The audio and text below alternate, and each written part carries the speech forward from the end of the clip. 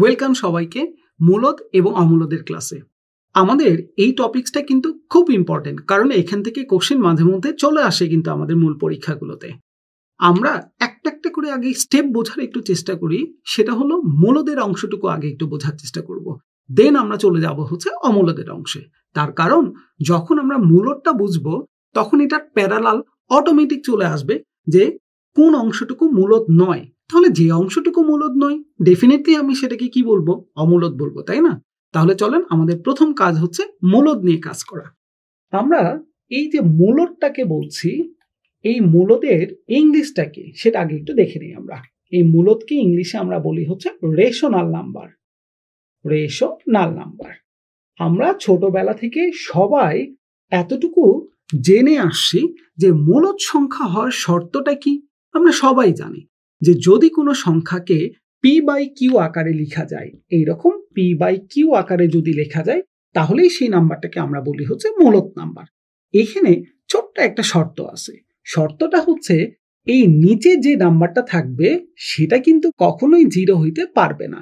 তার কারণটা হচ্ছে জিরো দ্বারা যদি কোনো সংখ্যাকে ভাগ করা হয় তাহলে সেটা ভাগ করা যায় না, আনডিফাইন আকারে চলে আসে, অসংজ্ঞায়িত আমাদের রেজাল্টটা চলে আসে।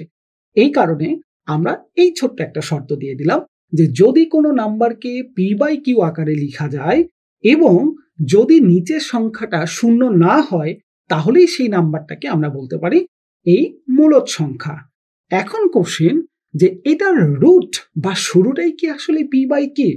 না, এটা কিন্তু আসলে রুটটা আমাদের পি বাই কিউ না। তাহলে এটা কোথায়? আমরা একটু খুব ঠান্ডা মাথায় মজার একটা জিনিস এখান থেকে দেখব। সেটা হলো যে মূলদের যে ইংলিশটা ছিল সেটার মধ্যে খুব পরিচিত একটা নাম দেখেন এখানে চলে আসে, RATIO, অর্থাৎ রেশিও।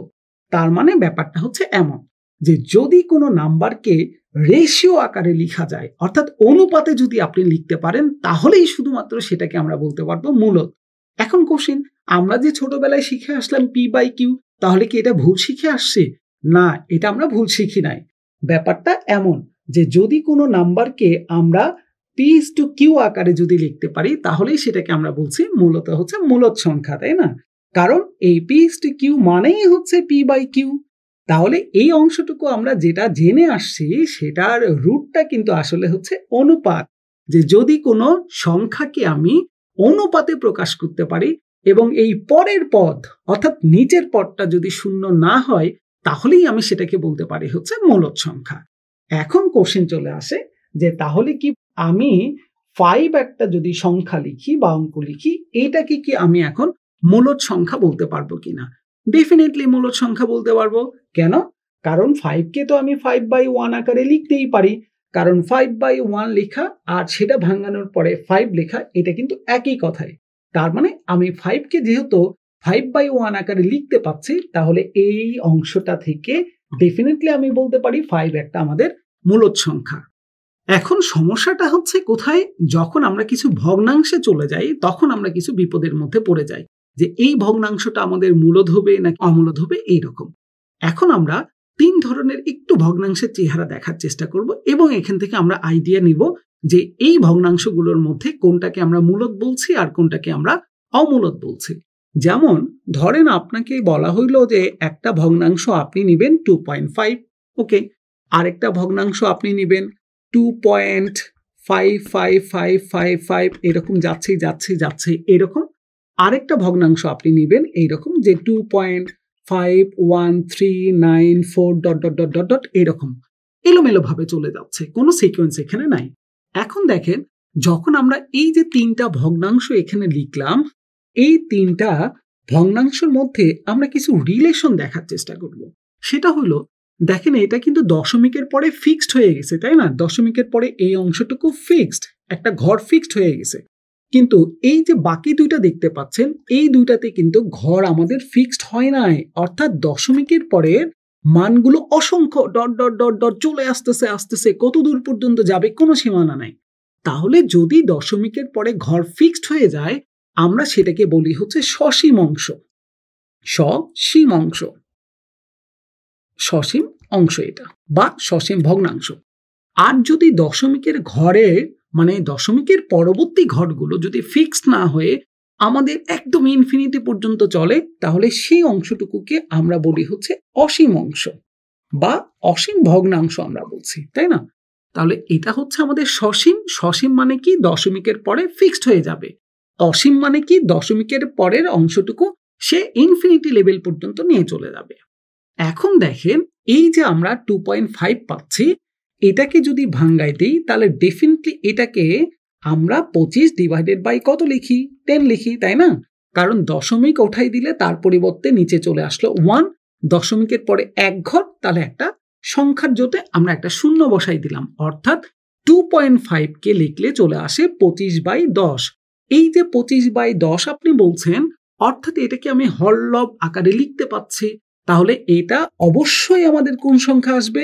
মূলদ সংখ্যা আসবে। এটা আসবে আমাদের মূলদ সংখ্যা।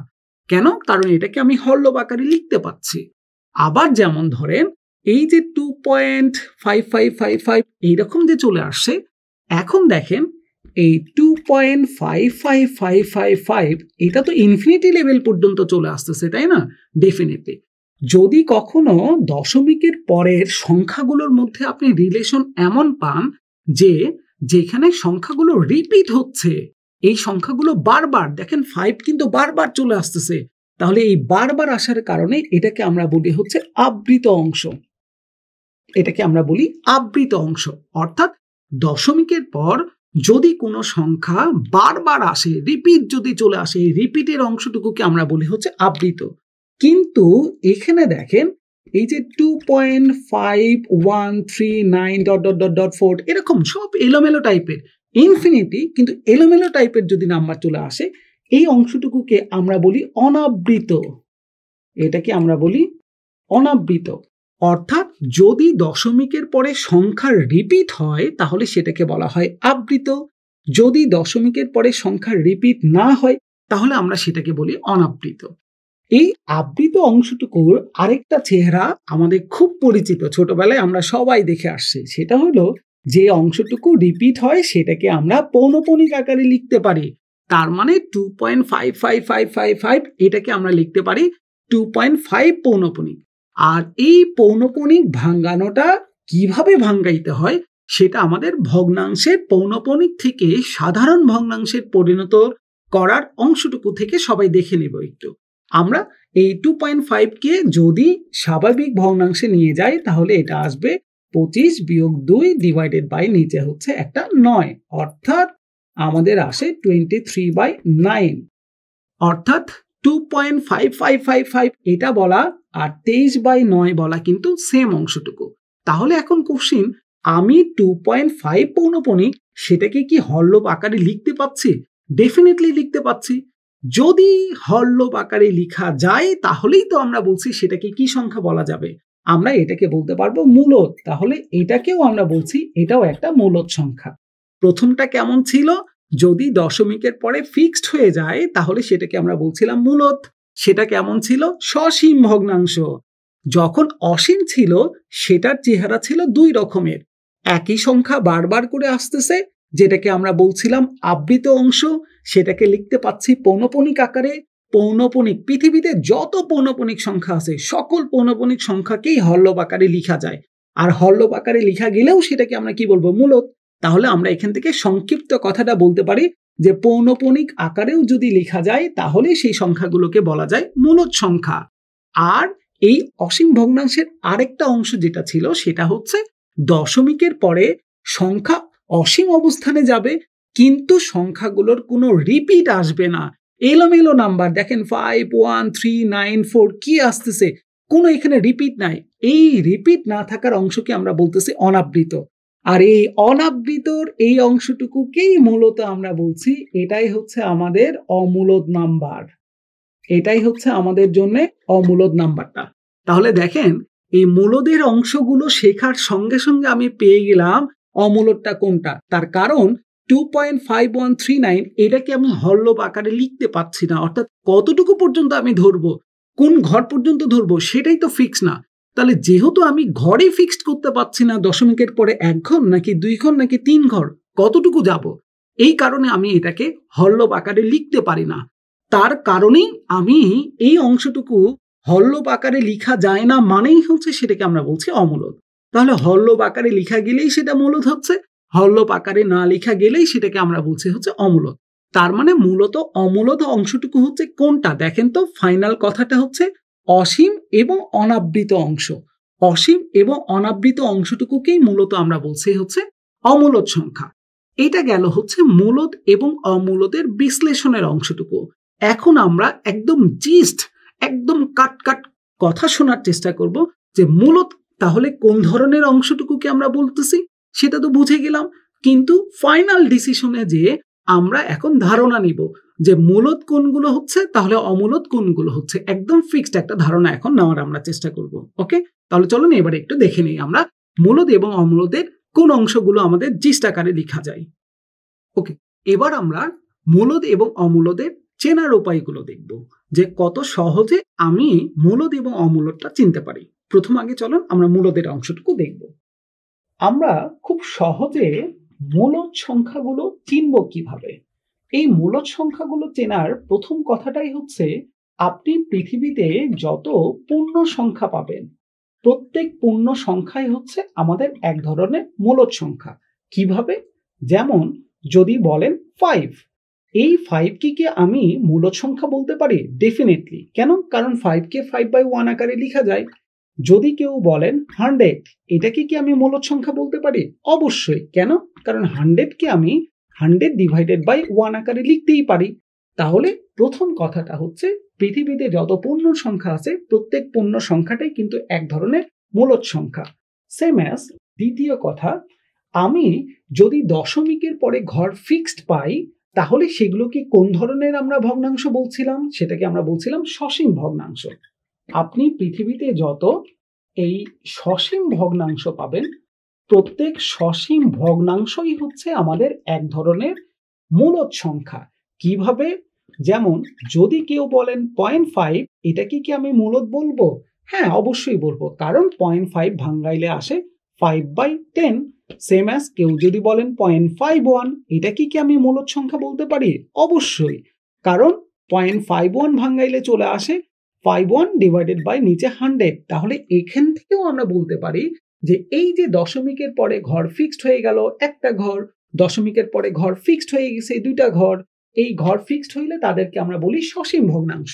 এই সসীম ভগ্নাংশগুলো ভাঙাইলেও সেটাকে আমি হরলোপ আকারে লিখতে পাচ্ছি। তাহলে এটাও এক ধরনের আমাদের মূলদ সংখ্যা। 3 নাম্বারটা হচ্ছে আমরা পৃথিবীতে যত পৌনঃপুনিক বেসমেন্টের নাম্বার পাবো, যত পৌনঃপুনিক বেসমেন্টের নাম্বার পাবো, পৌনঃপুনিক ভগ্নাংশ যেগুলো পাবো, এইগুলোও এক ধরনের আমাদের মূলদ সংখ্যা। কেন? কারণ যেমন ধরেন 0.5 পৌনঃপুনিক, এটাকে ভাঙাইলে কি আসে? 5/9। যদি কেউ বলেন 0.51 এর উপরে পৌনঃপুনিক, এটা ভাঙাইলেও আসে 51/99। এইরকম যদি পৌনঃপুনিক বেসমেন্টের সংখ্যা পাই সেটাকেও দেখেন আমরা ভাঙাইলে হরলোপ আকারে লিখতে পাচ্ছি, তাহলে সেটাও এক ধরনের কি আসবে? মূলদ সংখ্যা।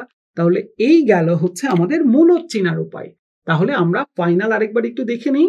মূলদ চেনার উপায় কি ছিল? সকল পূর্ণ সংখ্যাগুলোই মূলদ সংখ্যা, সসীম ভগ্নাংশগুলো মূলদ সংখ্যা, পৌনঃপুনিক বেসমেন্টের সংখ্যাগুলো হচ্ছে আমাদের মূলদ সংখ্যা। ওকে, তাহলে এটা ছিল মূলদ চেনার উপায়। সেম অ্যাজ এইবারে আমরা একটু দেখব অমূলদ চেনার উপায়গুলো। অমূলদকে আমরা কিভাবে খুব ইজিলি বুঝতে পারি। প্রথম যেটা সংখ্যা, সেই সংখ্যাগুলোই হচ্ছে কেমন সংখ্যা? যে সংখ্যাগুলো আসবে হচ্ছে সিম্বলিক সংখ্যা, অর্থাৎ আমাদের চিহ্ন বিশিষ্ট সংখ্যা যদি কখনো পাওয়া যায় চিহ্ন দিয়ে, এই চিহ্ন সম্বলিত নাম্বারগুলো। এখন কোশ্চেন হচ্ছে চিহ্ন সম্বলিত নাম্বারগুলো কেমন?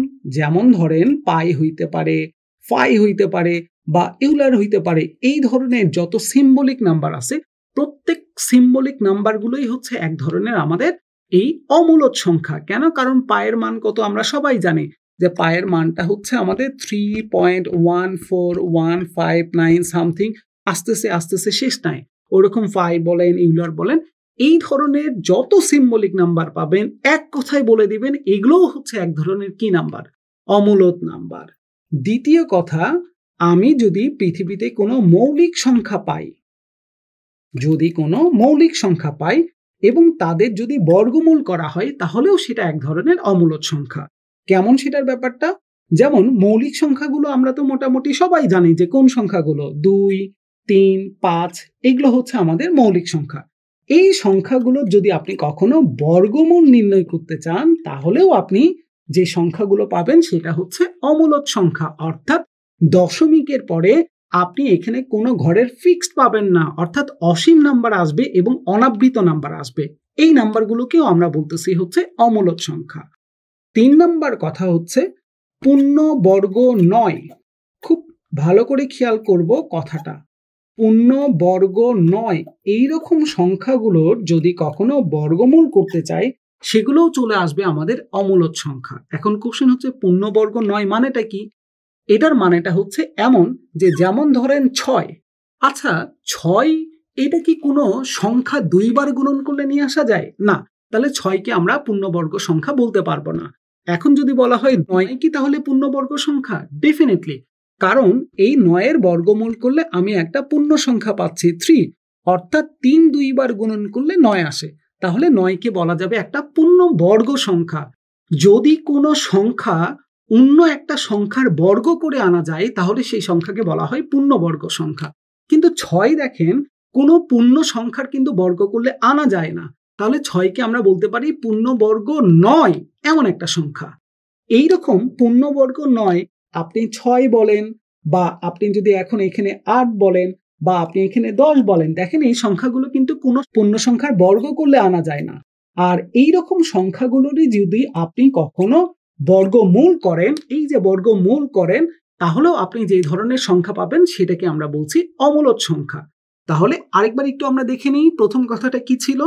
চিহ্ন বিশিষ্ট যত নাম্বার আছে এই নাম্বারগুলোকে আমরা বলছি অমূলদ নাম্বার। মৌলিক সংখ্যার যদি কখনো বর্গমূল করেন সেগুলোকে আমরা বলছি অমূলদ নাম্বার। যদি পূর্ণবর্গ নয় এমন সংখ্যার বর্গমূল করেন তাহলে সেটাকে আমরা বলছি অমূলদ সংখ্যা।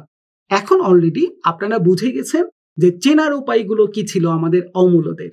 তাহলে এখন অমূলদের সঙ্গে মূলদের আমরা একটা কম্পারিজনে চলে যাইতে পারি, যে পূর্ণ সংখ্যা হইলেই আমরা সেটাকে বলতে পারছি মূলদ সংখ্যা, সসীম ভগ্নাংশ হইলেও আমরা বলছি মূলদ, পৌনঃপুনিক হইলেও মূলদ। এই 3টা কনসেপ্ট একটু খুব ভালো করে মাথায় রাখবেন, তাহলে মূলদটা ইজিলি চিনতে পারবেন। অমূলদের ক্ষেত্রেও আমরা 3টা কথা বলছিলাম। সিম্বলিক নাম্বারগুলো হইলে অমূলদ হবে, মৌলিক সংখ্যাগুলোর বর্গমূল করলেও সেটা অমূলদ হবে, এবং পূর্ণবর্গ নয় এমন সংখ্যাটার বর্গমূল করলেও সেটা আমরা পাবো হচ্ছে অমূলদ সংখ্যা। তাহলে এখান থেকে অলরেডি আমরা এই 2টা জিনিসের যেহেতু চেনার উপায় পেয়ে গেছি, এখন যে কোনো একটা সংখ্যা আপনাকে যদি দেওয়া হয় এবং যদি জিজ্ঞাসা করা হয় যে এই সংখ্যাটা মূলদ নাকি অমূলদ, আশা করি আপনারা খুব ইজিলি এটার অ্যান্সারগুলো এখন তাকাইলেই বলে দিতে পারবেন যে কি হবে। ওকে, তাহলে আজকে আপাতত আল্লাহ হাফেজ, সবাই ভালো থাকবেন, সুস্থ থাকবেন।